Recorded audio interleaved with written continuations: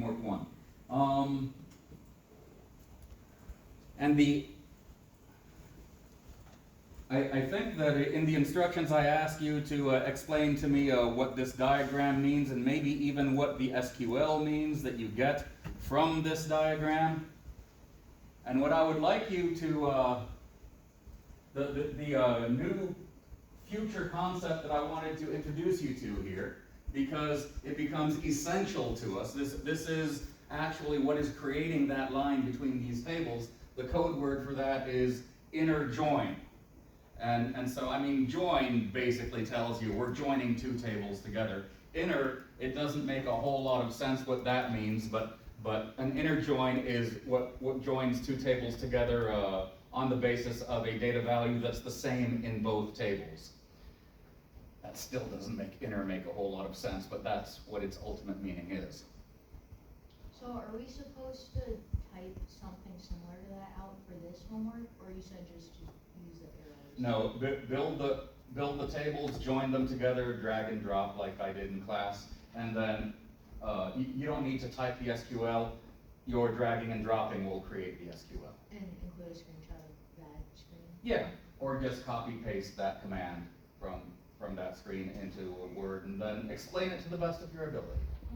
Yeah, that's all I want out of this assignment. I want you to build a sequence of connected tables that gives you the result that you want. Only the actors and the movies they were actually in, not, extraneous stuff like Wednesday I showed you combinations of the actors with every movie, whether they were in them or not, but I want something that makes more sense. And inner join is what excludes that extraneous stuff. Really, I think inner join comes from if you were drawing a Venn diagram. The stuff that you're interested in would be at the intersection of those two tables, and all the extraneous stuff would be in one outer section or the other. If you want stuff that's not common between the two tables, that's called an outer join. So that's the best way I can explain inner. But inner join is going to come in, probably a month from now or so in this class. All right, that's homework 1. What I really wanted to talk about today was homework 2. Also, just to let you know, as long as I'm outside of my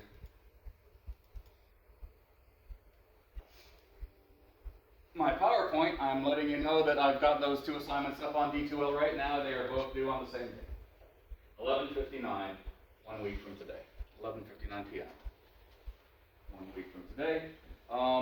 The Google Doc that homework 2 connects to is this Google Doc that I have here, and I want you to know that there's actually 3 assignments in this Google Doc. I'm only talking about homework 2. Homework 2B starts at the bottom, and then there's a semester project at the bottom of all that. But for 1 week from today, this is all you need to look at, right? This is the deliverable that I want you to hand in as a Microsoft Word doc report, as is tradition, for the homework 2 assignment. So when homework 2B comes out, it might actually come out after homework 3 and homework 4 are due later on, because this will be a month from now at least. That 2B might actually come out below homework 3 and homework 4, just so you know. Homework 2B is going to be exactly like homework 2, by the way. Just it will just have more data in it. A month's worth of data rather than a week's worth of data. All right, but before I talk about the details of homework 2, let me set you up with the situation. So when we're representing all of these entities in tables, and we're gluing these tables together to derive information based upon joining data from one table to another table, what is the sort of thing that we're trying to do with these? What can we do with this kind of information?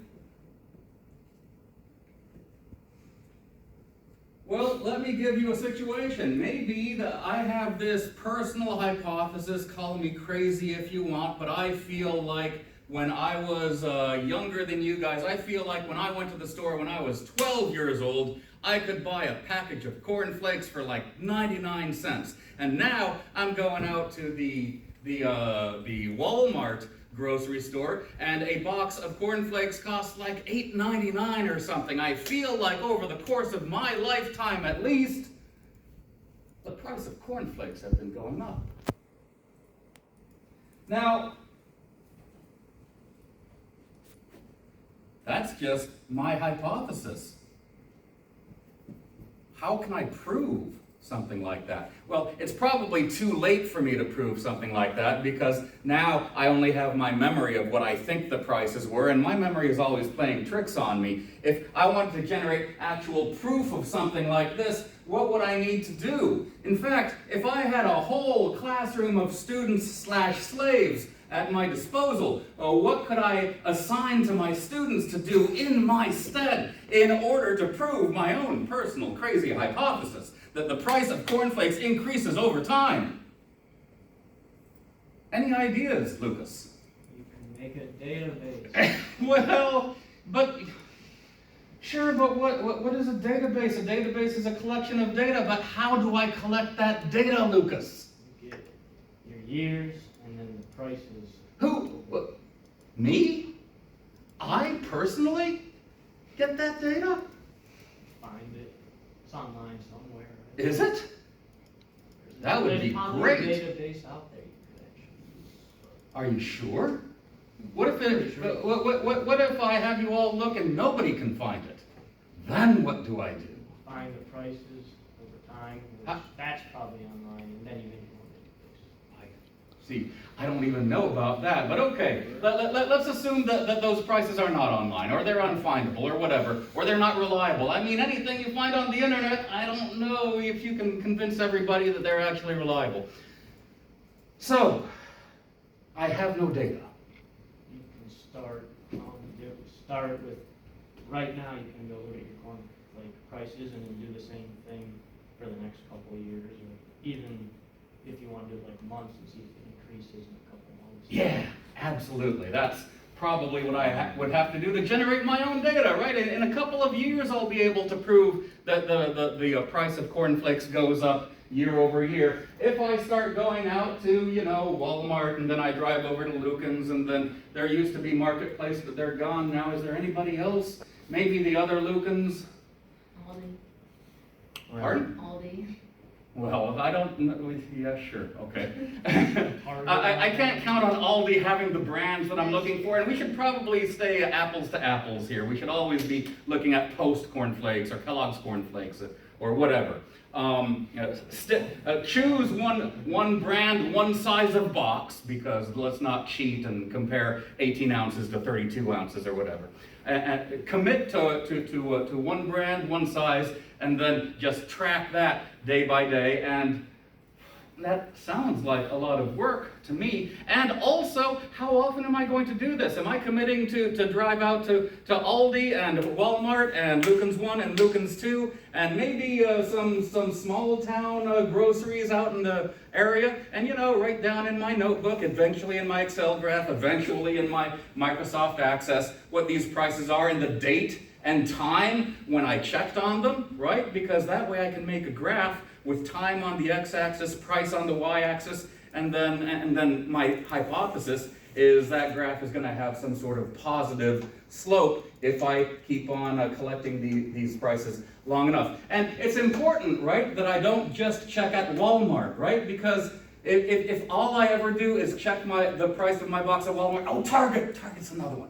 Yeah. If I just rely on Walmart and then I try to display my proof to you 3 years from now, you guys will say, yeah, but see, maybe that price increase is just Walmart jacking up the prices. And so that's why we want data from a variety of sources, because if Walmart and Target and Aldi are all increasing at more or less the same rate, then it's not just them necessarily. Let's not go into conspiracy theories, but it's probably a sort of general characteristic of the economy or something.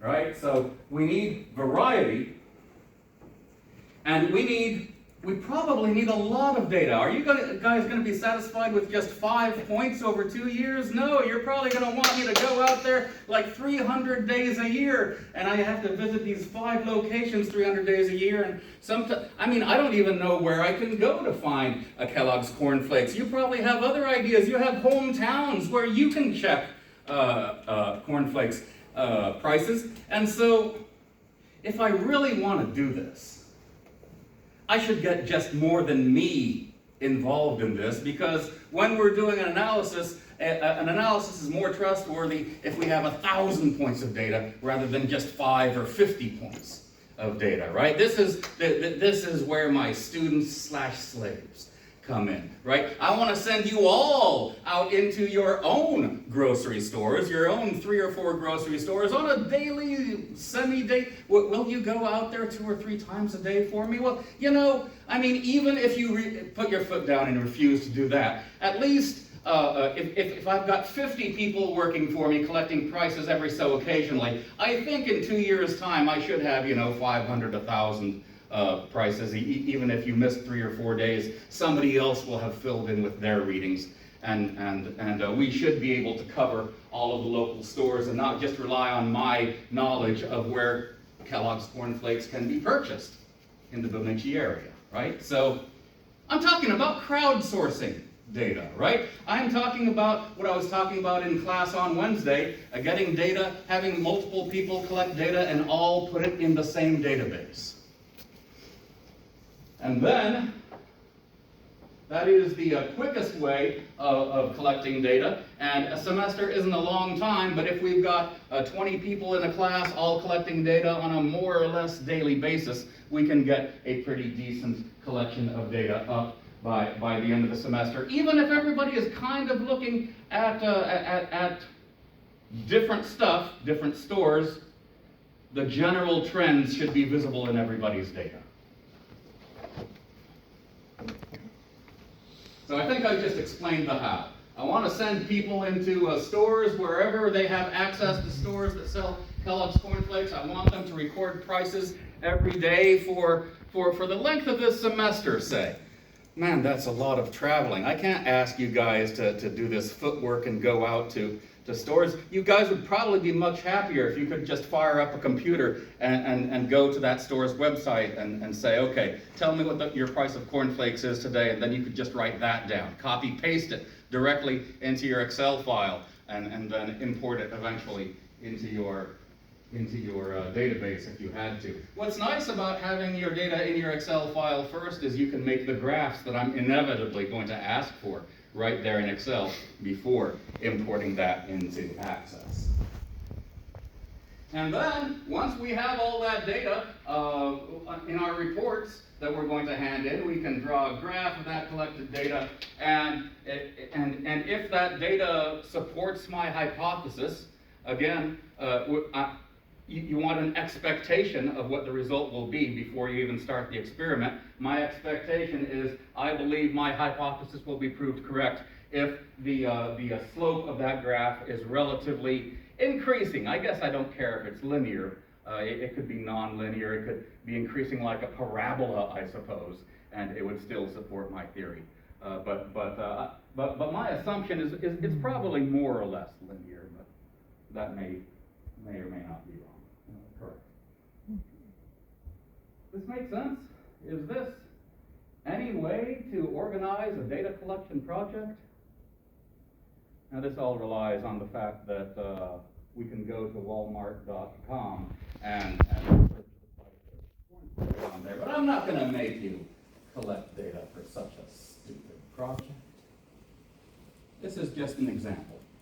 But it's an example of generating proof in support of a hypothesis that we all deep down in ourselves believe, but it's just a feeling. We don't really have any data to support this, and so we should go out and if we really do want to prove this, we should go out and collect the data and see if the data supports our deep down feeling. And of course, all of this relies on the fact that when we are presenting our results to an audience, the audience agrees that the way that we went about collecting the data was valid, and we didn't just go somewhere on the internet that's unreliable and pull down data from who knows where. So, and the analysis process that we're using, in this case, drawing a graph to see if its slope goes up, is valid for what we're trying to prove. All right, so that's an example of what I'd like to do, but I don't think anybody is as personally invested in my cornflake hypothesis as I am. So I'm going to redirect this to what I promised I would inflict upon you earlier this semester. What I'm going to follow the same basic idea, but what I'd like to do is have you go to an airline fare website. I don't care which one. I suggest flights.google.com, but you can go to, I don't know what the other names are. You can go to Travelocity or whatever one is your favorite. And what I would like you to do is collect airfare prices for particular flights. And so, this is why. I've got this other theory.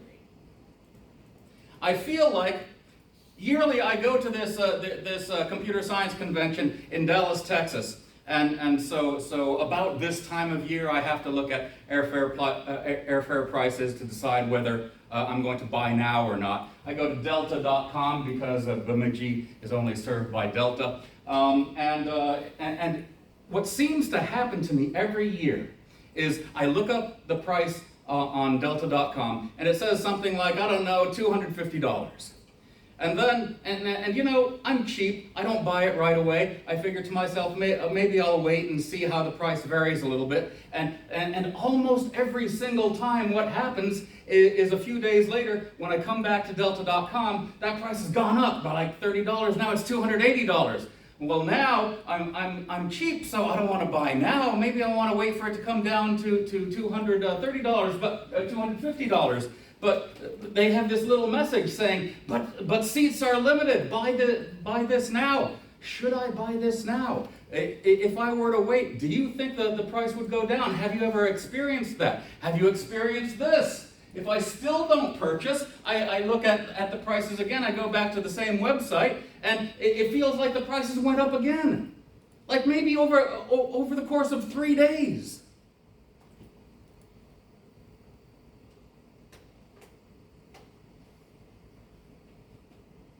Is that familiar to you? Has that happened to you? What do you think is going on? Because you might not be surprised to know, Tyler. Clearly, I have a theory. they're tracking your data. They know you're interested, and they jack up the price so they can squeeze money out of you. So, are you That's saying what's that if I had a whole classroom of students/slaves, that's how you get it.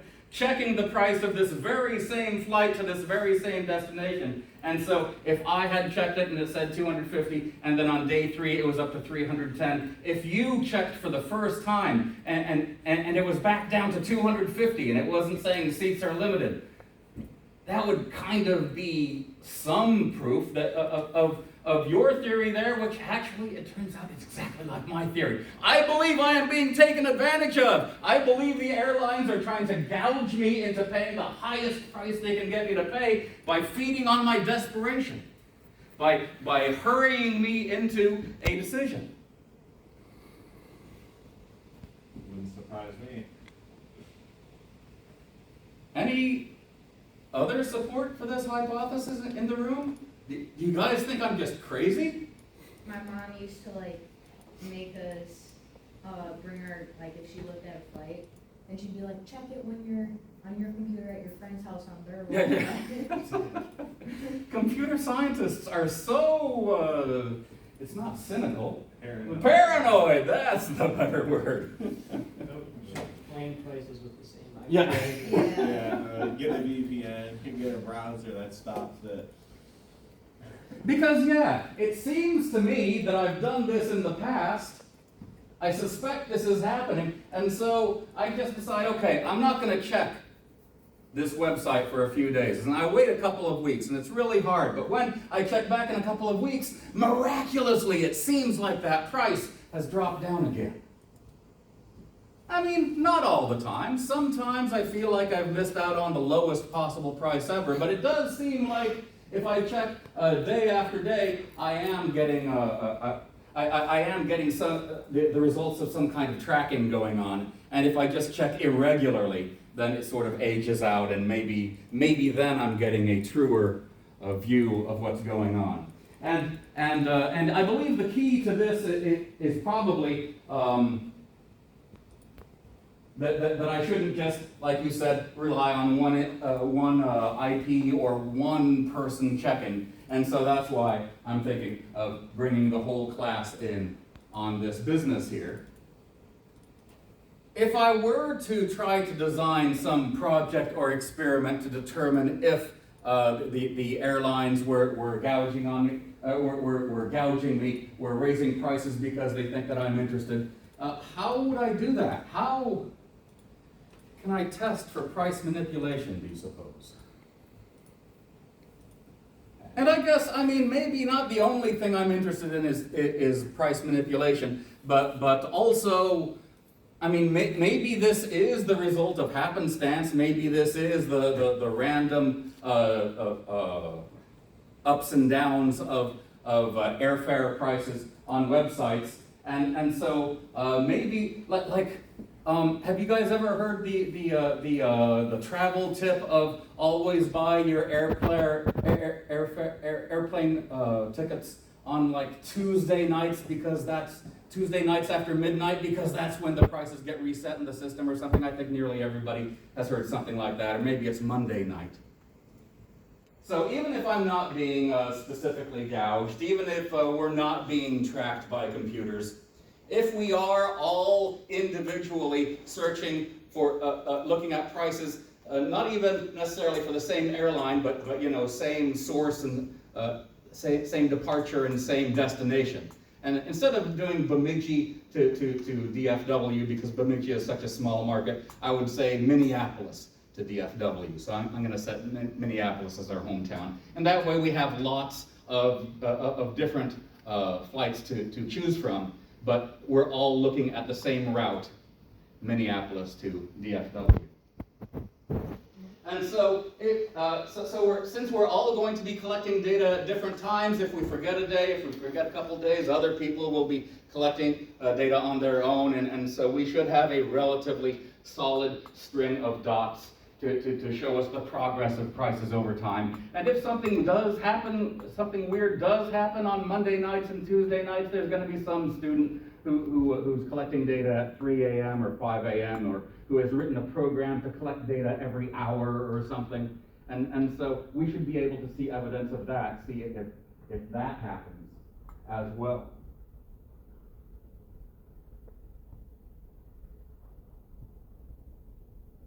Because if we're all looking for prices, then whatever the baseline is that we discover, if all the prices are being changed by environmental or economic factors, then that should be obvious in the minimum prices that we see in the collection of all of our dots that end up on that final graph. So yeah, that's sort of the seed to what has become homework 2, homework 2B, and then the semester-long project. What I'd like to suggest to you is I would like you to start collecting as soon as possible, but often people have ended up only collecting on school days, and so I say by what, September 1st or September 2nd at least. But this is due on Friday, so as soon as possible, see if you can start collecting data according to these specifications that I'm about to give you here, so that you have at least 5 data points that you can show me. 1 data point per day from Minneapolis to DFW, Dallas-Fort Worth Airport. Is that possible?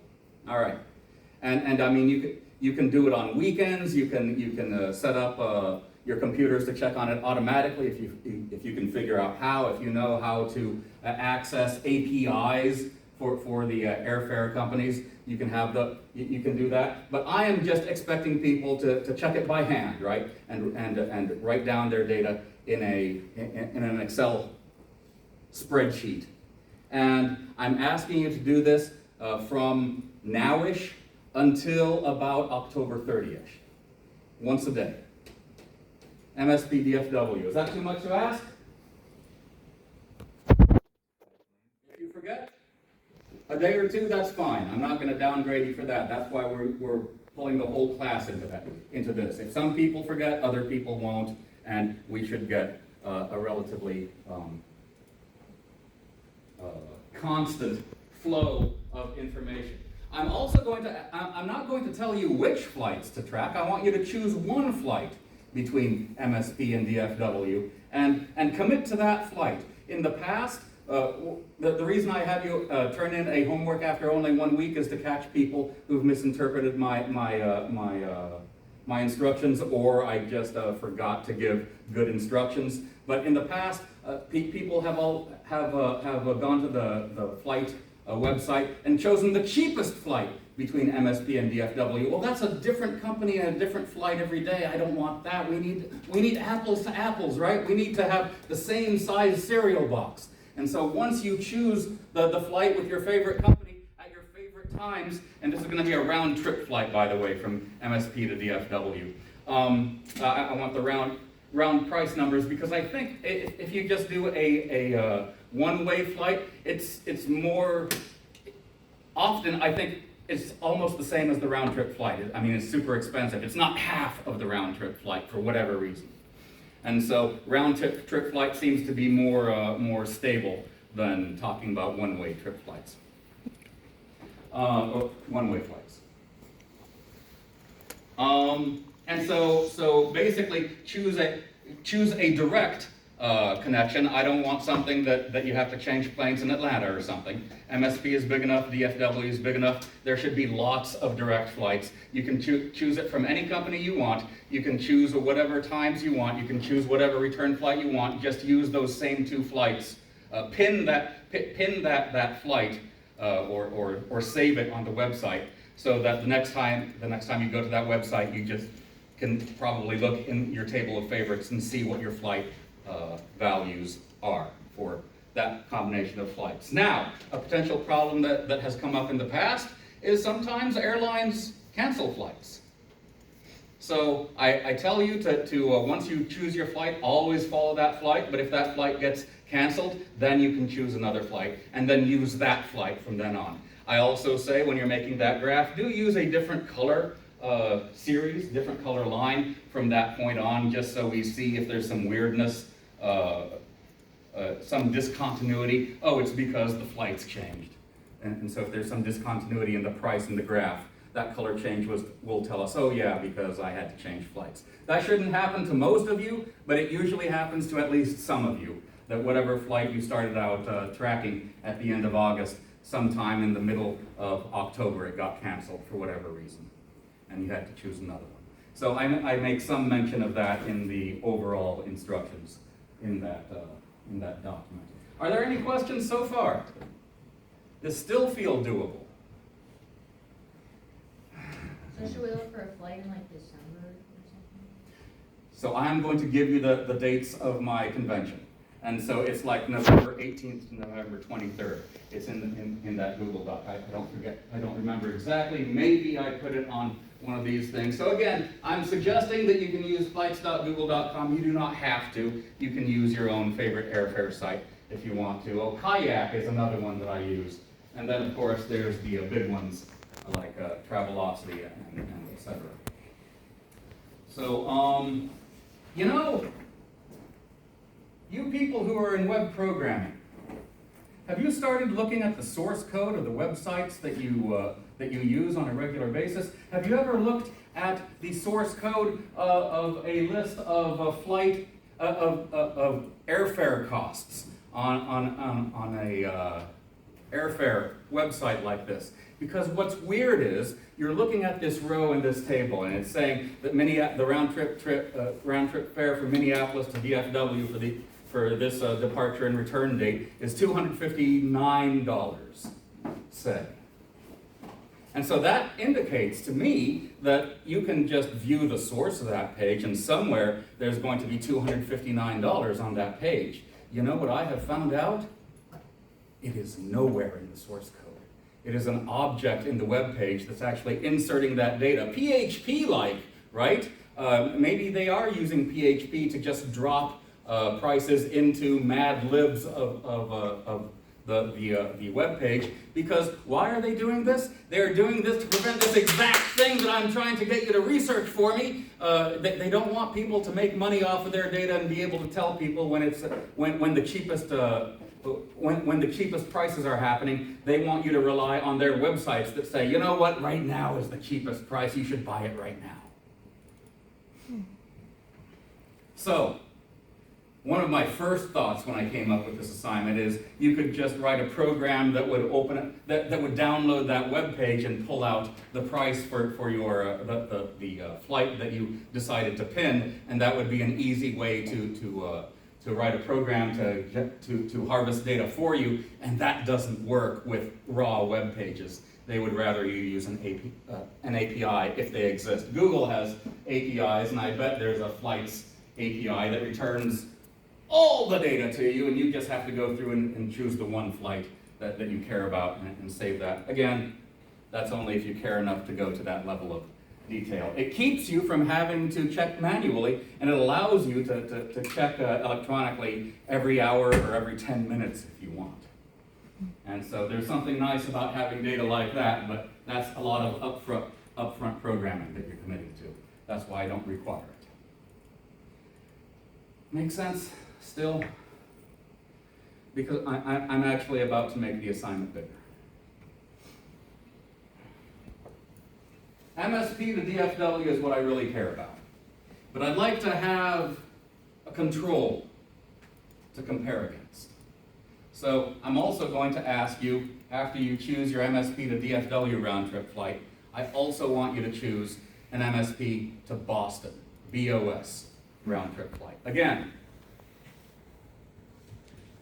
outgoing flight, incoming flight, combination, pinned to your favorites. Now there's two numbers that I want you to write down every single day when you check. All right, that's not much harder than the first job, right?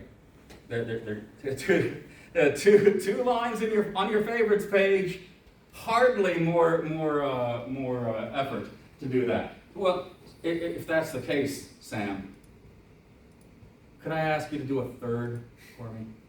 At this point, I should just do the API. That's what I'm secretly pushing you to do.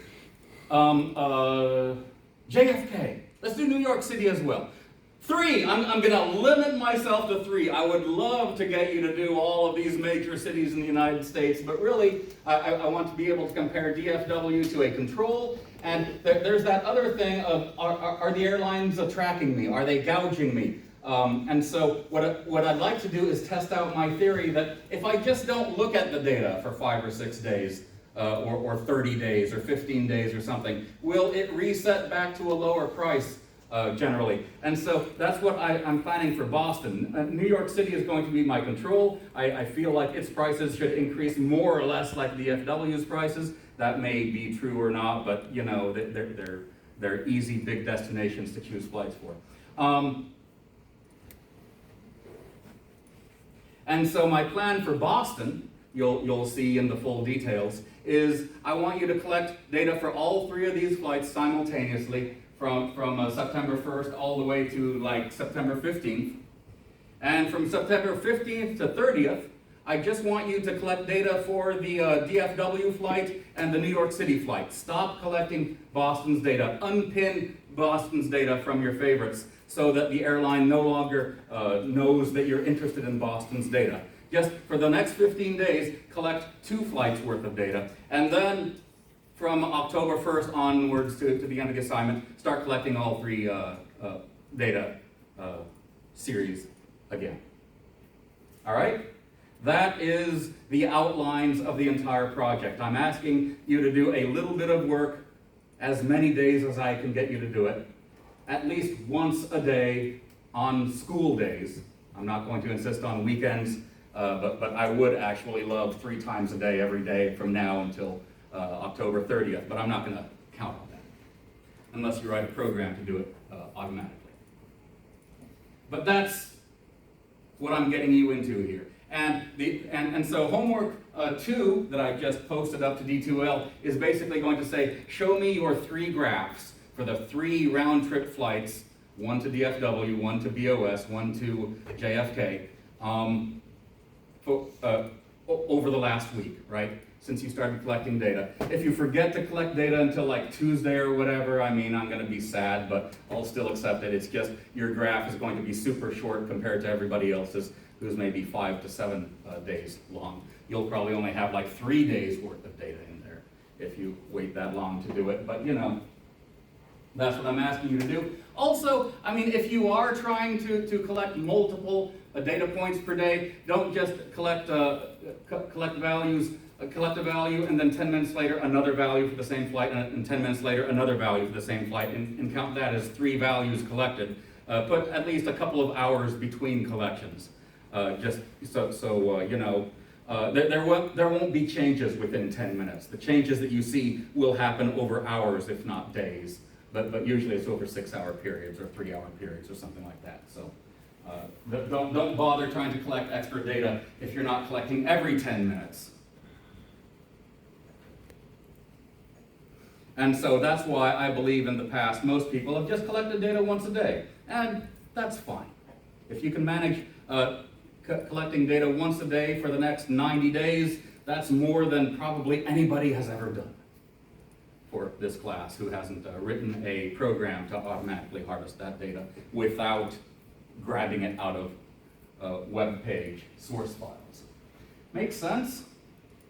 So I have spent more time talking about the general idea of this, but if I'm going to ask you to collect data, I need to make sure that everybody is collecting the same data and the same number of columns of data. And so I'm going to force a particular format on you, or schema, like those diagrams that I handed out to you in class last time, so that everybody collects data the same way, so that we can just concatenate everybody's Excel data one on top of the other when the day comes to do that, right? And so I have organized this in MySQL format, not necessarily Access format, and so it feels a little 1970s up in here. I'm saying put the date in one field, put the time in another field. Microsoft Access allows you to put date and time in the same field, right? But if we're doing this in Microsoft Access, we're going to have 2 date-time fields. One will only have the date, one will only have the time. The reason I'm doing this is it's easy in whatever language to take a date and a time and put a plus sign between them and combine them into that one combined date, but it's a little bit harder to pull them apart. Not impossible, but I'm collecting data as raw as possible here. And so date in one field, time in another field, and that date and time is not the date and time that the flight is departing, right? It is the date and time that you are checking the price, right? I want to know when this price was checked. That's the date and time that I want in those 2 fields. So those values will always be different.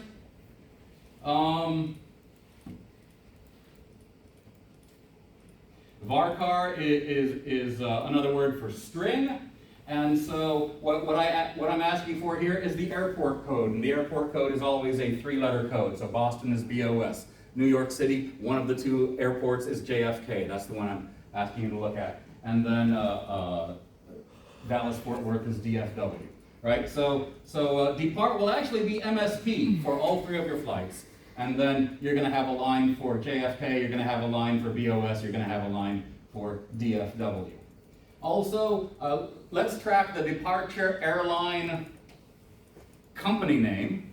And remember, when you're building tables and you're saying this is going to be a string, Microsoft Access always asks you, how long is this string going to be? Well, let's use the airline standard for airline codes. Delta, all of the airlines have a 2-letter string. And so Delta, for example, is DL. If you're doing TWA, which no longer exists, but they were probably TW or something like that. So whatever company you decide to use, Frontier Airlines, FA, Spirit Airlines, maybe SA, or I think think Spirit Airlines is something crazy like JX or something, but the airline site, the airfare site will tell you what the two-letter code is. Just use that two-letter code. I'm trying to make it as short as possible for you. Use as little space in the database. And by the way, this is never going to change because you're going to stay with the flight that you chose, right? And so really that's one thing that every time you choose that, you search for the fare for that particular flight, this value should always be the same, hopefully, all the way to the end of October when this project will end. And we'll write our final report or do the final analysis. And that will be due sometime in November or December. And so this is the airline company, and then the flight number. Again, this should not, these two values should not change for the particular round trip flight that you are tracking the departure for. And I'm not asking you to track the return flight. Oh, yes, I am. These are the two flights in the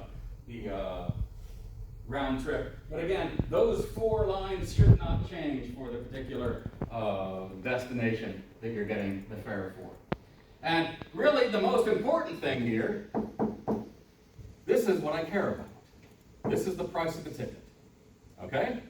This, I'm just putting this here because I know that within this room of people will want to collect more than just this data because they think it's important. And so whatever other data that you want to collect is important, that you feel is important, put this in just a really long text field so that you can use it when you're processing your data. Maybe you'll only process your own data in the final report, but maybe you'll find something that's actually useful on that airfare webpage that you can track that changes day by day that will help you predict what the fare will be or whatever. And so since I need everybody to have the same the same structure of data that they're collecting, this is how I can fit everybody's wants and desires into the same structure, is give them a field that people can use if they want to, and place extraneous data in that I wasn't thinking about at first. I can't think of anything else, but if you guys can think of other data that can be collected from such a page that would be helpful, let me know and I'll change this schema. But for now, this schema has worked pretty well for the last 3 projects that I've done in this class. Make sense? What's also nice about this is since this is the same exact schema that I had students do in 23 and 21 and 19, is I can give you past data. That's exactly what Dude over here, or Lucas over there, was telling me would be useful for this thing. Now, what I realized when I was looking at the 21 data, and I really should let you guys go now, but 21 data, 2021, when was that? That was right after COVID. And for some reason, airfare prices right after COVID were super low, unrealistically low. It was crazy, and so sometimes, I say more data is better, but sometimes some data doesn't fit the real life situations that we're in right now. However, you know what could be useful about unrealistically low data? Not the actual prices. Maybe we don't want to compare actual prices, but maybe the day-to-day changes in the prices, the differences. And then maybe that is one way to make post-COVID data look a lot more like our daily data if daily prices are changing in the same way from year to year. So anyway, I think that's about enough to drop on you guys for now. You can look at the entire plan of Homework 2, Homework 2B, and then overall project later at your leisure. I will talk about it in class later. Okay. Any questions? Thank you very much. Have a good long weekend. I will see you back here on Wednesday.